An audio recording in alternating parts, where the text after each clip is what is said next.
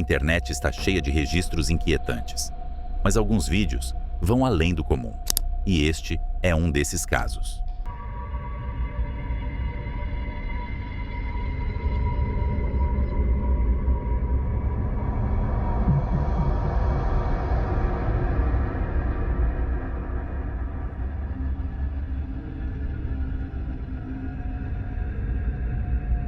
A filmagem foi registrada em 28 de junho de 2021, no distrito de Bahçelievler, em Istambul, Turquia. Ela mostra um jovem de 21 anos caminhando pela calçada quando um cachorro próximo começa a latir de forma inesperada. Assustado, ele corre instintivamente para a rua, direto para a frente de um caminhão que vinha em alta velocidade. O jovem foi levado ao hospital em estado grave, mas, apesar dos esforços da equipe médica, não resistiu. Momentos assim são um lembrete doloroso da fragilidade da vida e de como tudo pode mudar em apenas um segundo. E essa sensação fica ainda mais evidente no próximo vídeo. Em 7 de dezembro de 2024, uma turista chinesa aprendeu isso da pior maneira enquanto tentava registrar uma foto impressionante a bordo de um trem em movimento no Sri Lanka. Ela queria capturar o pôr do sol ao fundo, e para isso, se inclinou para fora da porta aberta, sem perceber o perigo que se aproximava.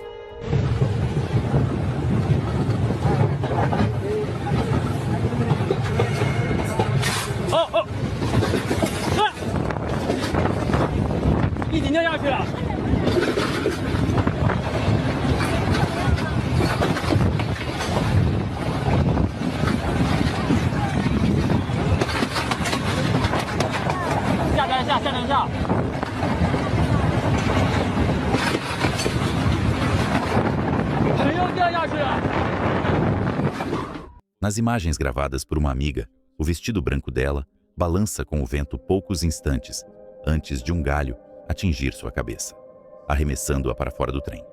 Mesmo assim, ela sobreviveu com apenas ferimentos leves, em parte graças aos arbustos que amorteceram a queda. As autoridades locais confirmaram o incidente e reforçaram o alerta para que turistas sigam rigorosamente as orientações de segurança. O Sri Lanka é famoso por suas rotas ferroviárias panorâmicas, especialmente a linha entre Colombo e Gale, que oferece vistas impressionantes do Oceano Índico e de praias cercadas por palmeiras. Mas o que deveria ser uma viagem tranquila acaba se tornando arriscado, já que muitos viajantes continuam a se colocar em perigo ao se pendurarem nas portas dos trens em movimento, para tentar conseguir a foto perfeita. E às vezes, o perigo não surge de uma aventura ousada, mas sim durante momentos comuns do dia a dia, como veremos no próximo vídeo. Em 5 de outubro de 2005, Christy Wilson, de 27 anos, estava no Thunder Valley Casino, em Lincoln, Califórnia. Ela jogava blackjack havia algum tempo e se destacava nisso, graças à facilidade que tinha com números. Foi nesse mesmo cassino que conheceu o namorado, Danny Berando. Os dois se aproximaram enquanto jogavam blackjack, acabaram se apaixonando e, algum tempo depois, passaram a morar juntos. Mas, apesar do interesse em comum, o relacionamento não era estável. As discussões eram frequentes, e uma delas saiu tanto do controle que a polícia precisou ser acionada. Na ocasião, ambos foram presos por violência doméstica, mas depois disso, reataram o relacionamento. Na noite de 5 de outubro, enquanto Christy estava no cassino, ela recebeu uma ligação de Danny perguntando quando voltaria para casa. Os dois combinaram que ela sairia dali em breve. Mais tarde, Danny deixou uma mensagem de voz, visivelmente angustiado.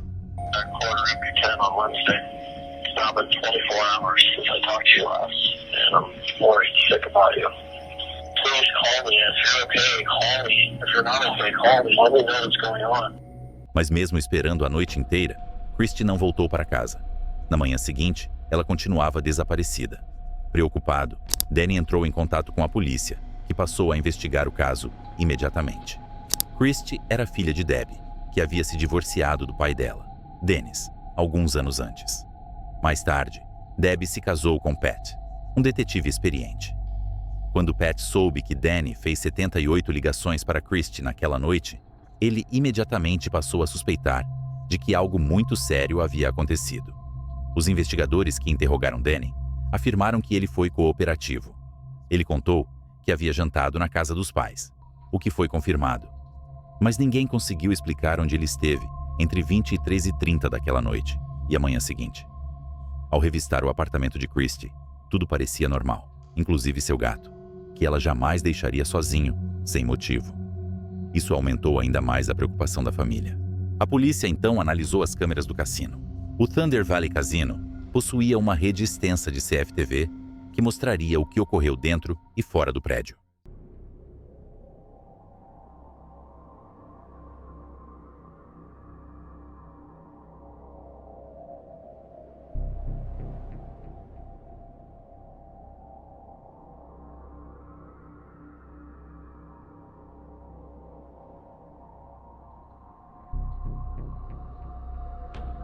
As imagens de segurança mostraram Christie chegando de carro, estacionando e entrando no cassino.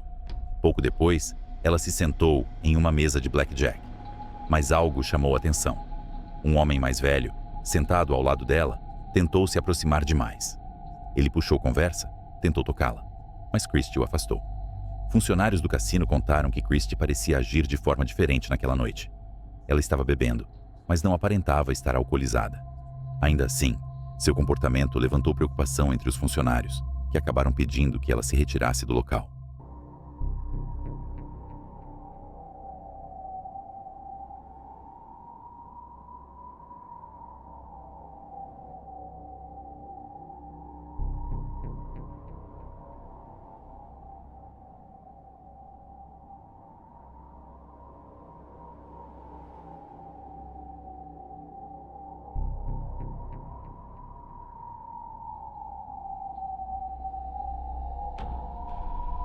Durante a discussão, o homem mais velho interveio e se ofereceu para acompanhá-la até o carro, dizendo que queria garantir que ela chegasse bem.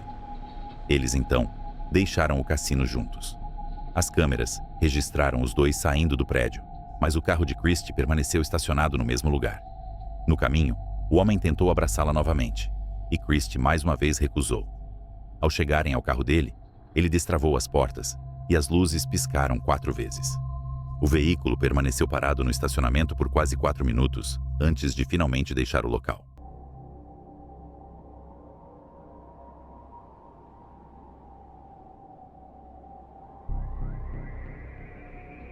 Com as buscas intensificadas, a polícia passou a procurar mais imagens do homem visto com Christie. Outras câmeras revelaram que ele havia chegado ao cassino antes dela e utilizado seu cartão de jogador nas máquinas caça-níquel. Com essas informações, o cassino forneceu seus dados às autoridades. O homem foi identificado como Mário Garcia, 53 anos, casado, morador de Auburn, Califórnia. Ele trabalhava em um hospital e era pai de 2 filhos. Ao ser interrogado, a polícia notou que Mário tinha arranhões no rosto e no peito. Ele afirmou que os ferimentos eram resultado de um trator e de uma planta venenosa.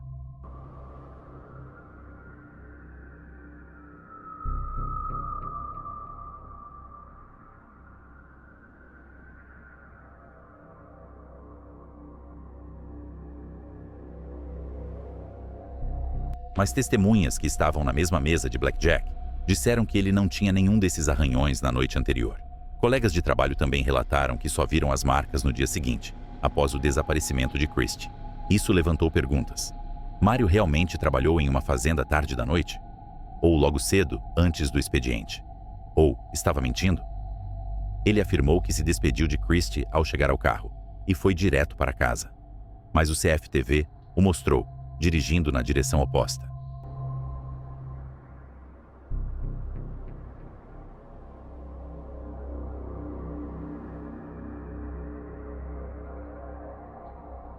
Isso levantou perguntas. Mário realmente trabalhou em uma fazenda tarde da noite? Ou logo cedo, antes do expediente? Ou estava mentindo? Ele afirmou que se despediu de Christie ao chegar ao carro e foi direto para casa. Mas o CFTV o mostrou dirigindo na direção oposta. A polícia então descobriu um histórico crítico preocupante. Aos 27 anos, Mário agrediu e abusou da então namorada, ameaçando fazer mal grave a ela. Recebeu apenas 18 meses de liberdade condicional. A namorada seguinte faleceu em circunstâncias misteriosas, junto com a mãe dela, enquanto viajavam com Mário. Nenhuma acusação foi feita. Agora, Christie estava desaparecida. A polícia revistou o carro de Mário. Ele havia sido recentemente higienizado e itens como o tapete do porta-malas estavam faltando. Mesmo assim, foram encontrados fios de cabelo de Christie e pequenas marcas no banco traseiro, embora não fosse possível realizar exame de DNA nessas manchas. Os investigadores acreditam que Mário conteve Christie dentro do carro, colocou-a no banco traseiro. Por isso, o veículo ficou parado por 4 minutos. E por isso, ela não aparece nas imagens quando o carro sai. O julgamento começou em setembro de 2006. Mário Garcia foi condenado à prisão perpétua, com um mínimo de 59 anos, antes de poder solicitar liberdade condicional. Em agosto de 2020, investigadores vasculhavam a propriedade de Mário quando localizaram um osso enterrado. As buscas continuaram, e pouco a pouco, toda a estrutura óssea de Christie Wilson foi encontrada, 15 anos após seu desaparecimento. Pausa rápida. Se você está curtindo esse conteúdo e ainda não é inscrito, dá uma força para o canal. Estamos muito perto de alcançar a marca de 100 mil inscritos. E você pode fazer parte dessa conquista. É só clicar no botão de inscrever-se aí embaixo e ativar o sininho. Assim você não perde nada e ainda ajuda o canal a continuar trazendo histórias incríveis como essa. Feito isso, vamos voltar ao vídeo. Neste vídeo, vemos um homem participando de uma festa, ao lado de uma criança. A gravação mostra uma comemoração animada, com várias pessoas reunidas. O homem, empolgado, segura uma arma. Para quem está ali, isso parece fazer parte da celebração. Talvez uma prática cultural ou apenas um gesto festivo. Ele entrega a arma ao menino. Ninguém ao redor demonstra preocupação. A criança, sem entender o risco real, segura o objeto como se fosse algo comum. Mas, em um único instante, tudo muda.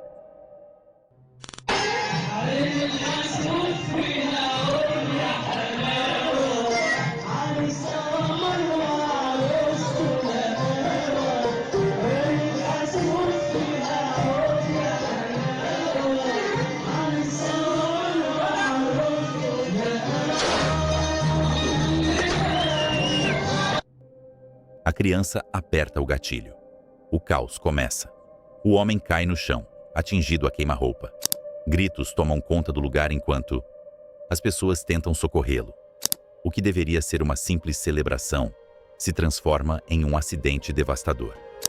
Até o momento, não se sabe se o homem no vídeo era realmente o pai da criança. Também não há informações confirmadas sobre onde o caso ocorreu ou sobre o estado de saúde do homem atingido.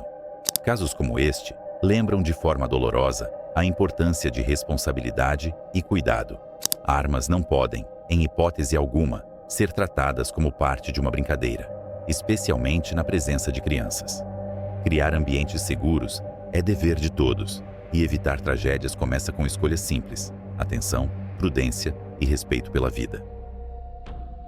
Em 22 de janeiro de 2024, um enfermeiro comunitário chamado Raj Patel caminhou pela St. Thomas Street, em Newcastle, Inglaterra.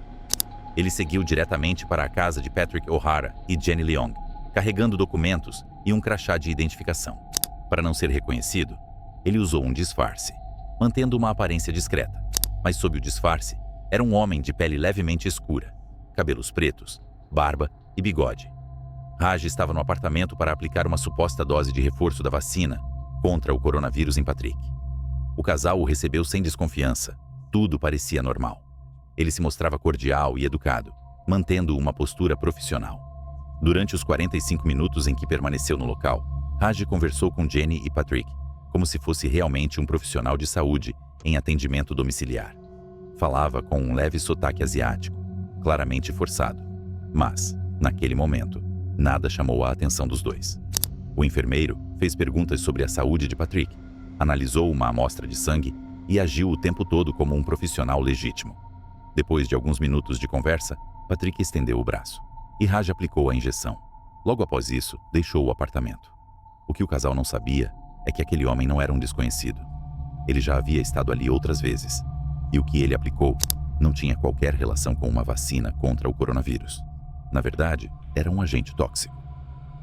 Minutos depois que o falso enfermeiro deixou o apartamento, Patrick percebeu que algo estava errado com o braço. A princípio foi apenas uma coceira leve, mas rapidamente se transformou em uma dor intensa e ardente.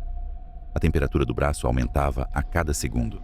Quando Patrick chegou ao hospital, a toxina já estava destruindo parte da pele. Os médicos diagnosticaram fasciite necrosante e ele precisou passar 5 semanas internado, enquanto os cirurgiões removiam áreas do tecido afetado para impedir que a infecção se espalhasse. Ao ouvir o relato, os médicos perceberam que a carta de vacinação apresentada era falsa. A polícia, então, analisou as imagens de CCTV e rastreou os movimentos de Raj até um apartamento em Sunderland. E foi aí que tudo ficou claro.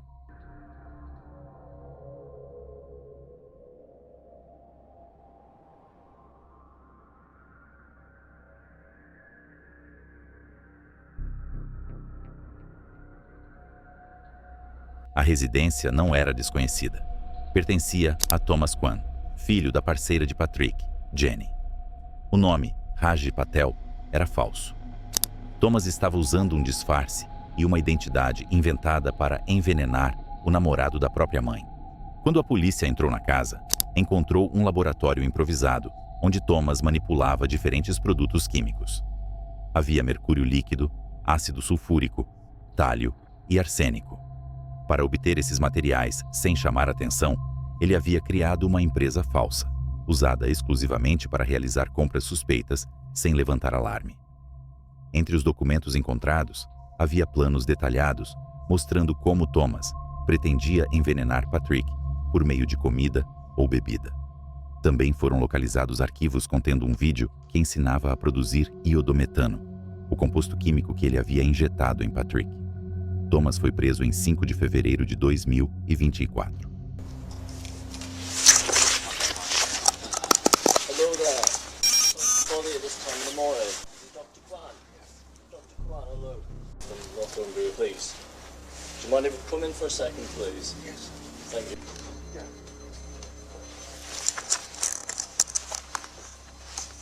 So, Kwan, you might as well just stay standing for us if you don't mind, please. The time is now 06:30 hours, okay? I'm arresting you for the offence of the suspicion of the attempted murder and administering a poison or noxious substance. If you do not mention one question, something which you later rely on in court, anything you do say may be given as evidence. So again, you're now under arrest on suspicion of those offences, okay? Do you understand that? Mas por que ele tentou matar o parceiro da própria mãe? Thomas Kwan nasceu em março de 1971, em Hong Kong. Desde a infância sentia que não recebia atenção suficiente. Acreditava que sua mãe demonstrava mais afeto pelo irmão. Essa sensação de rejeição se intensificou quando, aos 13 anos, ele foi enviado sozinho ao Reino Unido para estudar, enquanto o resto da família permaneceu em Hong Kong. Mais tarde, quando sua família finalmente se mudou para o Reino Unido, a relação entre eles continuou distante. Nada havia mudado, e Thomas carregou esse ressentimento pela vida adulta. A revolta aumentou quando ele descobriu ações da mãe. Jenny havia retirado muito dinheiro da conta conjunta e forçado um divórcio com o pai dele. Após a morte do pai, quase tudo ficou para o irmão de Thomas. Apesar de viver confortavelmente como médico, Thomas queria mais. Mais dinheiro, mais controle e queria vingança. Ele descreveu seus ressentimentos em uma carta enviada à mãe em 2022. Quando soube que Jenny pretendia deixar sua casa para Patrick O'Hara, Thomas perdeu o controle. Passou a elaborar um plano sinistro para tomar todos os bens da mãe.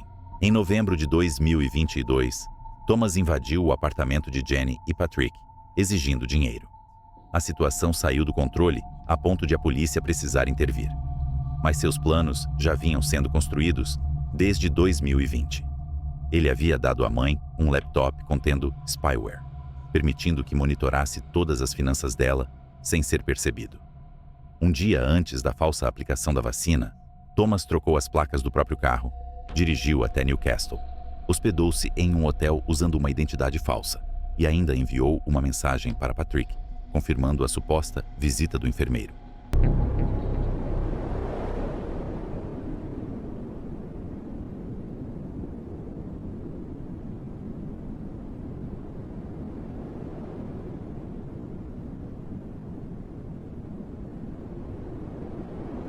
Na manhã seguinte, Thomas escureceu artificialmente a pele, colocou uma peruca, aplicou uma barba e um bigode falsos e caminhou até o apartamento da mãe.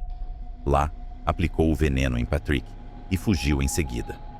Jenny percebeu que o enfermeiro tinha a mesma altura do filho, o que levou a polícia a desconfiar imediatamente da identidade dele.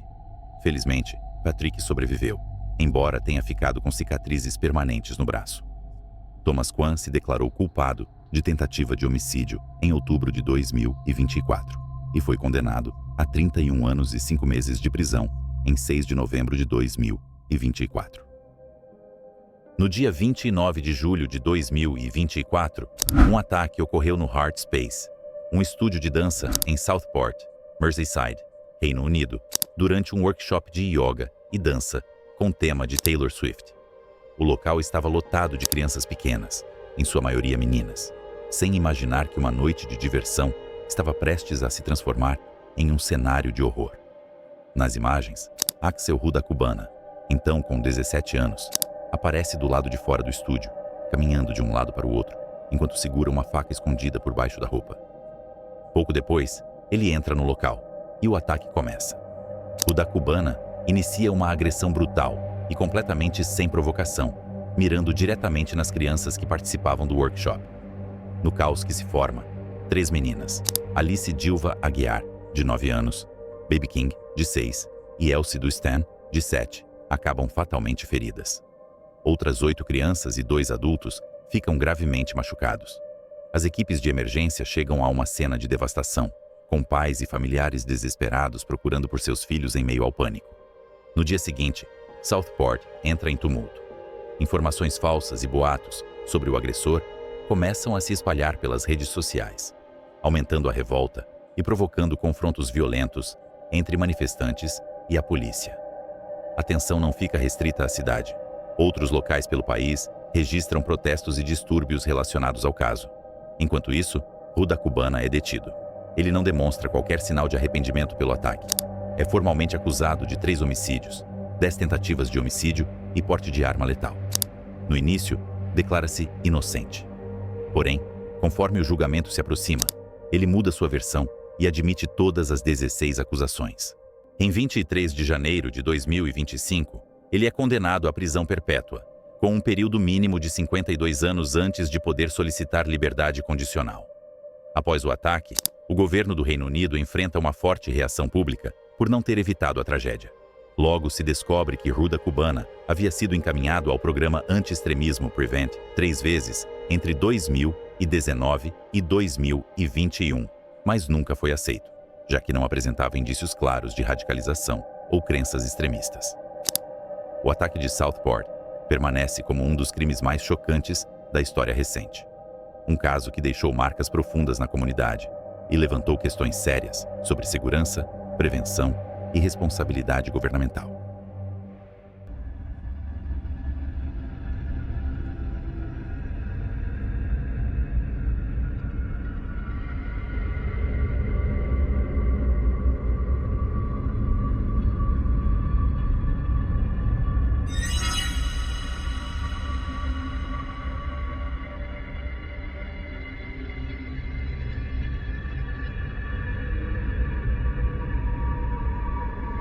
Em 31 de maio de 2025, um acidente grave ocorreu em uma passagem ferroviária informal em Simut Sakhon, na Tailândia. Um caminhão picape que transportava vários trabalhadores tentou atravessar os trilhos por um atalho sem marcação, exatamente no momento em que um trem se aproximava em alta velocidade. Ao perceberem o perigo, os passageiros entraram em pânico e começaram a pular do veículo. Tragicamente, uma das mulheres caiu diretamente sobre os trilhos e foi atingida antes que conseguisse sair do local. Essa linha férrea é conhecida por ter travessias não oficiais, usadas com frequência, mesmo sem qualquer tipo de barreira ou aviso de segurança. As autoridades prometeram melhorias, mas o projeto segue atrasado devido a entraves burocráticos. E se você acha que situações desse tipo são incomuns, espere até ver o próximo caso. Tudo aconteceu em 20 de junho de 2023, na Highway 401, em Pickering, Ontário, Canadá. 2 pessoas perderam a vida após a explosão de um caminhão-tanque envolvido em uma colisão entre 3 veículos. O caminhão, que transportava um líquido altamente inflamável, seguia no sentido leste quando, por motivos ainda não esclarecidos, o motorista perdeu o controle. O veículo cruzou para as faixas do sentido oeste e explodiu em uma enorme bola de fogo, atingindo um caminhão que vinha na direção contrária e um carro de passeio.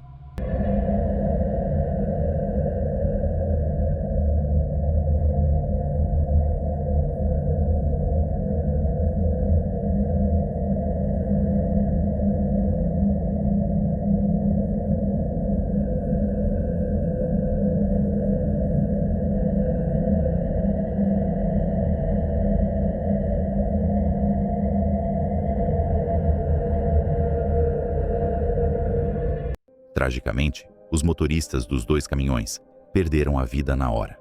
Já os ocupantes do carro conseguiram escapar poucos segundos antes de o veículo ser tomado pelas chamas e pela fumaça intensa.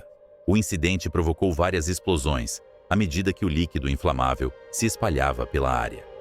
Relatórios apontam que as detonações ultrapassaram o local do caminhão em chamas, alcançando sistemas de drenagem próximos, onde novas explosões acabaram destruindo partes das tubulações subterrâneas. Esse vídeo assustador foi capturado no alto da movimentada cidade de Pattaya, na Tailândia. Natien, um aventureiro de 33 anos de Cambridge, no Reino Unido, está no topo de um prédio residencial de 29 andares. O base jumping, um esporte conhecido pela ousadia e pelo risco, era a paixão de Nat. Mas, naquele dia, seu salto no vazio teria consequências devastadoras.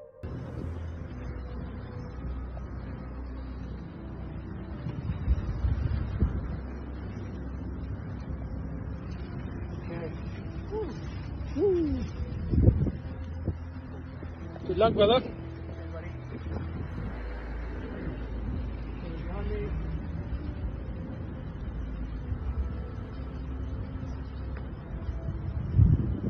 Three, two, one. See ya. Então, a tragédia acontece.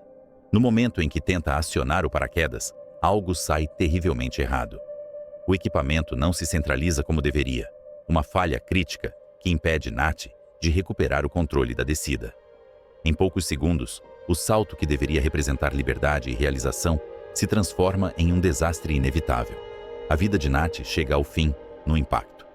Mesmo com o desfecho trágico, o legado dele permanece ligado à coragem e à paixão pelo esporte. Amigos, familiares e outros aventureiros o lembram como alguém cheio de energia, determinado e movido por uma vontade intensa de viver cada experiência ao máximo. Isso é tudo por hoje. Eu sou o Alexandre e quero agradecer de coração por você estar aqui. Um agradecimento especial a todos os membros e inscritos que acompanham, comentam e apoiam o canal.